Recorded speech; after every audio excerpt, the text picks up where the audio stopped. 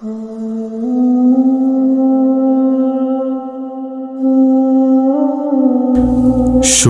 হে পৃথিবীবাসী, আমি রক্তাক্ত ফিলিস্তিন বলছি।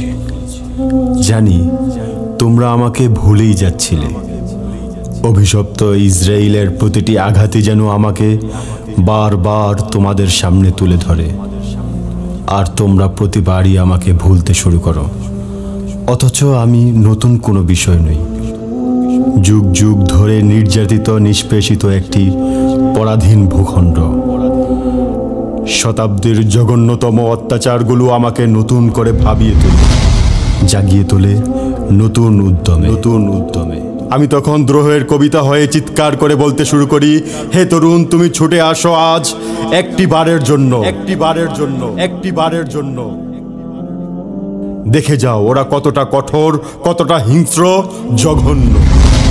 কিন্তু কেউ আমার কথা শোনে না। শুধু কিছুক্ষণ তাকিয়ে থেকে তারা আবার ফিরে যায় তাদের পথে।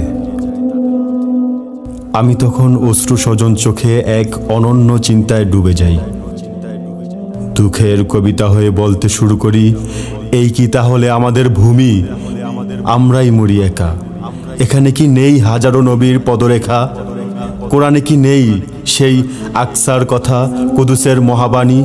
তাহলে আমরা শবে মেরাজের কথা কিভাবে জানি? আকসার মাটি স্বাধীন করেছে আমিরুল মুমিনিন। তবে কি তা হয়ে যাবে পুনরায় পরাধীন? না না, তা কশ্চিনকালেও হতে পারে না। পুরো মুসলিম বিশ্ব যদি আমার কথা ভুলে যায়, আমাকে হিংস্র হায়নাদের মুখে এভাবে একা ছেড়ে দেয়, তবুও আমি দমে যাবার নয়। ওই দেখো আমার সন্তানেরা বীর যোদ্ধাদের ন্যায় কিভাবে লড়ছে। মায়ের সামনে সন্তানের লাশ দেখে ওরা কখনো ভেঙে পড়ে না। শোক থেকে শক্তি জুগিয়ে শহীদি তামান্নায় পুনরায় ওরা ঝাঁপিয়ে পড়ে শুধু মুসলমানদের আমানত রক্ষায়। তোমরা শোনো হে পৃথিবীবাসী, এ লড়াই কোনো প্রতিশোধ কিংবা প্রতিবাদের নয়। এ লড়াই অধিকার আদায়ের কিংবা অস্তিত্ব রক্ষার।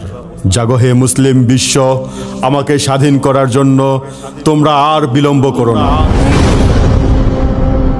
আমি তো চিৎকার করে মাঝে মধ্যে বলে উঠি, আর কতকাল রক্ত ঝরাবো? জাগো হে মুসলিমিন, আসো দেখে যাও হাহাকার করে কিভাবে ফিলিস্তিন।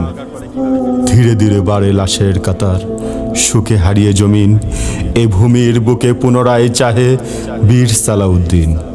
পুনরায় উঠো, নতুন তুফান, স্বাধীন করো এ দ্বীপ। নাসরুম মিনাল্লাহি ওয়া ফাতহুন কারীব।